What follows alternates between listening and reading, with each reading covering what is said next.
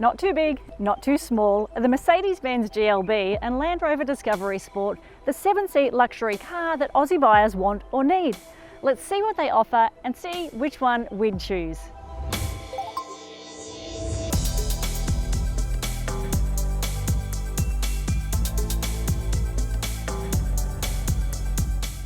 Prestige 7-seaters regularly command a 6-figure price tag, but these mid-size offerings are priced from about $65,000 and under $75,000 for the mid-range versions we're comparing here.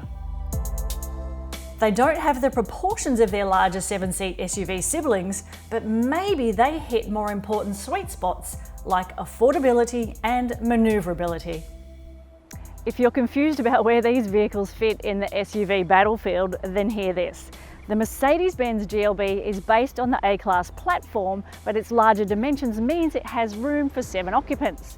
Then we have the Land Rover Discovery Sport, which is smaller than the Land Rover Discovery, but has equal billing where bums on seats are concerned. Meet the new SUVs fit for the family. Both vehicles are powered by 2-litre turbo petrol engines that deliver comparable outputs to all 4 wheels. The Disco Sport comes standard with a 9-speed automatic transmission, while the GLB has an 8-speed dual-clutch auto. The all-new Mercedes-Benz GLB range comprises 3 4-cylinder turbo variants. This mid-spec GLB 254matic is expected to be the top seller, and you get plenty of bang for buck.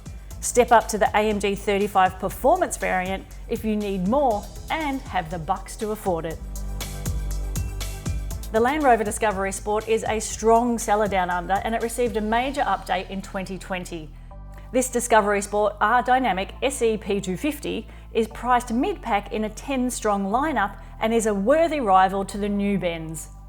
Entry prices will entice buyers, but options abound on both models, and anomalies in prices and packaging are bemusing. Adaptive cruise control, for example, is standard in the Land Rover Discovery, but you'll pay for it as part of an options package in the GLB. But then the Disco will charge you $900 for keyless entry. Infotainment systems present as entirely different beasts, but feature similar functionality with Apple CarPlay and Android Auto connectivity, satellite navigation, voice control and more. The GLB's dual 10.2-inch screens are the highlight of the Benz's cabin, and it makes it feel more tech-savvy than the Land Rover. There are a multitude of ways that you can customize the screens, and you can do that via this touchpad, or there are a lot of controls on the steering wheel here. Technophiles will be delighted. Technophobes are probably going to squirm. In a surprising contrast, the Discovery Sport actually feels more restrained in its design.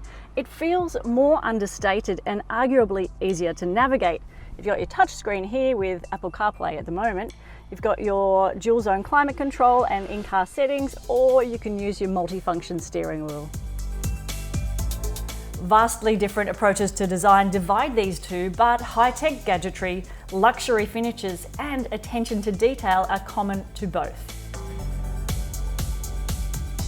The GLB takes the cake for its more is more approach, but you certainly won't be left wanting in the Discovery Sport. Dynamically speaking, neither of these vehicles are going to set your world on fire, but there are subtleties in the handling and performance that'll see you lean towards one or the other. There's no escaping the sheer weight of the Discovery Sport, and that brings both positives and negatives. It feels planted on the road and is a well-behaved point-and-go type drive. The supple suspension is a great fit for shoddy suburban roads, and overall ride comfort is very good. That weight, however, sees the Disco Sport working harder to get moving, and the tight, steep twists of Arthur's seat found this vehicle's limits. The lighter and more lively GLB, however, brings a very different tempo. More agile and with an eager 8-speed dual-clutch auto, the GLB was more responsive off the mark and always found the right gear under pressure.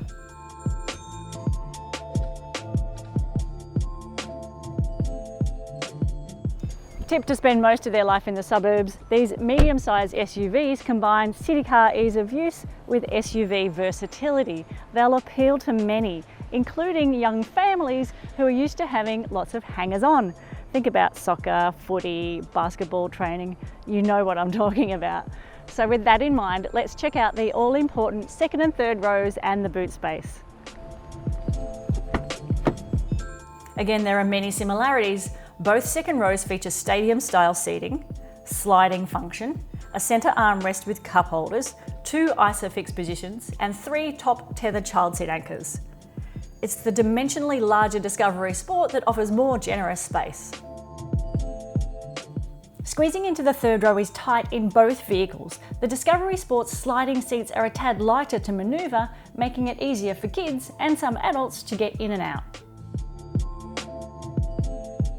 It's the GLB, however, that offers much better comfort. There's more footroom, the seats sit a little higher so your knees aren't in your face, and the seats are more supportive. Power tailgates reveal functional boots with bag hooks, anchor points, lights, and 12-volt outlets. 40-20-40 split fold seats up the cargo carrying flexibility. An airbag count sees 9 in the Benz compared to 7 in the Discovery Sport, but regardless, all 3 rows of occupants are protected in both cars.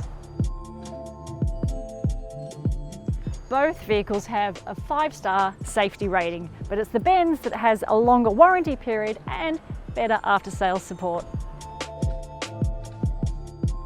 Service plans and pricing, however, are well in the Land Rover's favour. Neither vehicle is a bad pick, and both deserve full credit for their clever packaging and versatility amid their mid-size proportions. The Discovery Sport makes more financial sense, and it trumps the Benz where pomp and road presence are concerned. The GLB, however, is nicer to drive, power delivery is excellent, and it nails the family-friendly role more convincingly. And it takes the win.